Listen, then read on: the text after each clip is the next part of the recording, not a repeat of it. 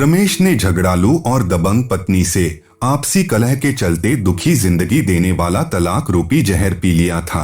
अगर चंद्रमणि उसकी माँ की सेवा करने की आदत बना लेती तो वह उसका हर सितम हंसते हंसते सह लेता, मगर अब उससे अपनी माँ की बेइज्जती सहन नहीं होती थी। ऐसी पत्नी का क्या करना जो अपना ज्यादातर समय टेलीविजन देखने या मोबाइल फोन पर अपने घर वालों या सखी सहेलियों के साथ गुजारे और घर के सारे काम रमेश की बूढ़ी माँ को करने पड़े। बार बार समझाने पर भी चंद्रमणि नहीं मानी, उल्टे रमेश पर गुर्राते हुए माँ का ही कसूर निकालने लगती, तो उसने यह कठोर फैसला ले लिया।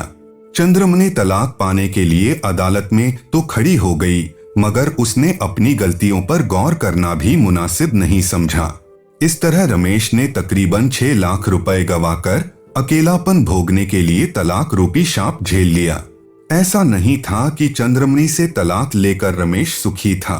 खूबसूरत सांचे में ढली गदराए बदन वाली चंद्रमणि उसे अब भी तन्हा रातों में बहुत याद आती थी, लेकिन माँ के सामने वह अपना दर्द कभी जाहिर नहीं करता था। लिहाजा उसने अपना मन अपनी दुकानदारी में पूरी तरह लगा लिया। रमेश मन लगाकर अपने जनरल स्टोर में 16 से 16 घंटे काम करने लगा। काम खूब चलने लगा, रुपया बरस रहा था।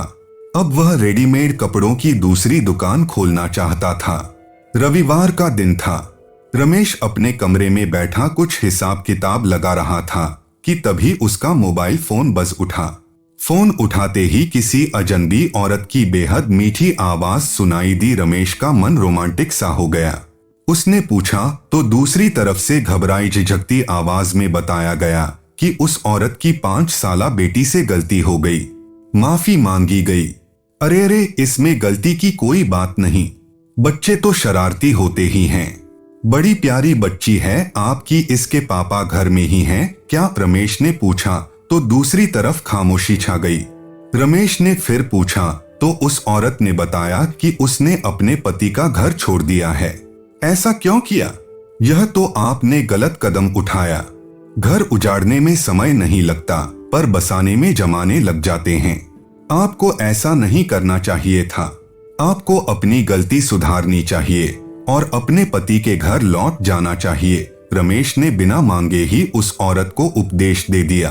औरत ने दुखी मन से बताया, ऐसा करना बहुत जरूरी हो गया था। अगर मैं ऐसा न करती तो वह जालिम हम्मा बेटी को मार ही डालता। देखो, घर में छोटे मोटे मनमुटाव होते रहते हैं, मिल बैठ कर समझौता कर लेना चाहिए। एक बार घर की गाड़ी पटरी से उतर गई तो बहुत मुश्किल हो जाता है। तुम्हारा अपने घर लौट जाना बेहद जरूरी है। लौट आओ वापस, बाद में पछतावे के अलावा कुछ भी हाथ नहीं लगेगा। रमेश ने रास्ते से भटकी हुई उस औरत को समझाने की भरपूर कोशिश की, पर उसका यह उपदेश सुनकर वह औरत मानो गरज उठी। जो आदमी अपराध करके बार बार जेल जाता रहता है, जब वह जेल से बाहर आता है तो मेहनत मजदूरी के कमाए रुपए छीनकर फिर नशे में अपराध करके जेल चला जाता है, तो हम उस राक्षस के पास मरने के लिए रहती। अगर तुम अब यही उपदेश देते हो तो तुम ही हम्मा बेटी को उस जालिम के पास छोड़ा। हम तैयार हैं। उस परेशान औरत ने अपना दर्द बताकर रमेश को लाजवाब कर दिया। यह सुनकर रमेश को सदमा सा लगा। वह सोच रहा था कि जवान औरत अपनी मासूम बेटी के साथ अकेले बेरोजगारी की हालत में अपनी जिंदगी कैसे बिताएगी। यकीनन ऐसे मजबूर इंसान की जरूर मदद करनी चाहिए। वैसे भी रमेश को औरतों के सामान वाले जनरल स्टोर पर किसी औरत को रखना था, तभी तो वह रेडीमेड कपड़ों की दूसरी दुकान कर पाएगा। अगर यह मीठा बोलने वाली औरत ऐसे ही दुकान पर ग्राहकों से मीठी मीठी बातें करेगी तो दुकान जरूर चल सकती है। रमेश ने उससे पूछा, क्या आप पढ़ी लिखी हैं? क्या मतलब? उस औरत ने चौंकते हुए पूछा। मेरा मतलब यह है कि मुझे अपने जनरल स्टोर पर, जिसमें लेडीज सामान ही बेचा जाता है, सेल्स गर्ल की जरूरत है। अगर आप चाहें तो मैं आपको नौकरी दे सकता हूँ।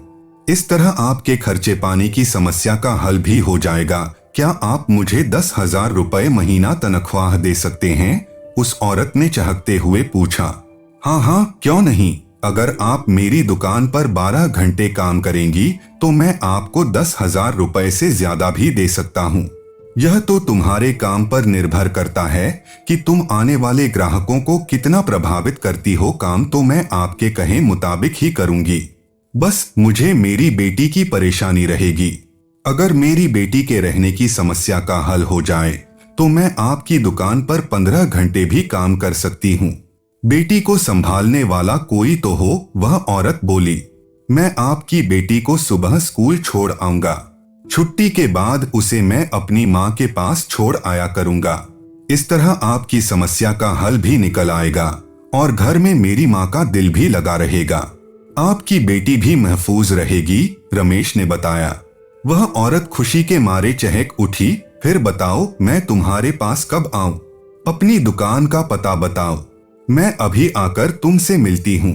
तुम मुझे नौकरी दे रहे हो, मैं तनमन से तुम्हारे काम आऊंगी, गुलाम बनकर रहूंगी, तुम्हारी हर बात मानूंगी। रमेश के मन में विचार आया कि अगर वह औरत अपने काम के प्रति ईमानदार रहेगी तो वह उसे किसी तरह की परेशानी नहीं होने देगा। उसकी मासूम बेटी को वह अपने खर्चे पर ही पढ़ाएगा। चंपाबाई हाथ जोड़कर रमेश के सामने गिड़गिड़ा उठी। रमेश जी, मैं अकेली औरत समाज के इन बदमाशों का मुकाबला करने में लाचार हूँ।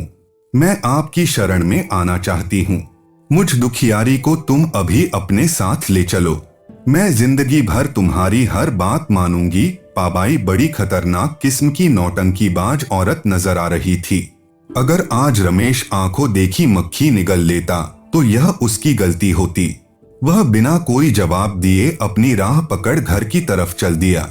हर दिन नया मर्द देखने वाली चंपाबाई अपना दुखड़ा रोते हुए बार बार उसे बुला रही थी, पर रमेश समझ गया था कि ऐसी औरतों की जिस्म की दुकान हो या जनरल स्टोर, वे हर जगह बेड़ा गर्क ही करती हैं। तो दोस्तों, आज के लिए इतना ही। मिलते हैं अगले वीडियो में। Thank you guys.